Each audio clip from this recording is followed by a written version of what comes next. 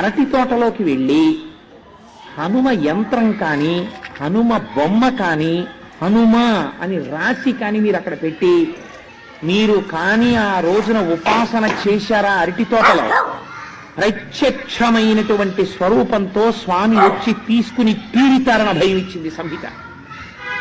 అన్నిటికన్నా ఆయన తొందరగా ప్రీతి దేనివల్ల పొందుతారో తెలుసా అండి? అరటి పండు. కదలి పూజ అని ప్రత్యేకమైనటువంటి పూజ ఆయనకి. కేవలం అలంకారంతో ఆయన తృప్తి పడిపోతారు. అరటి గెలలిలా దిగేటట్టుగా అలంకారం చేసి అరటి చెట్లు కట్టి అరిటాకులేసి స్వామి చుట్టూ కూడా లేత అరిటాకులు పరిచి మీరు ఆయనకి బాగా ముగ్గిన అరటిపళ్ళు తీసుకొచ్చి అక్కడ పెట్టారనుకోండి, ఏదో ఒక రూపంతో మీకు ఈ కంటికి కనపడిన రూపంతో రాకపోవచ్చు, మీరు గుర్తు పట్టలేరు, కానీ ఏదో ఒక రూపంతో ఆయన వచ్చి తీసుకుని వెళ్ళి తీరుతారు. నా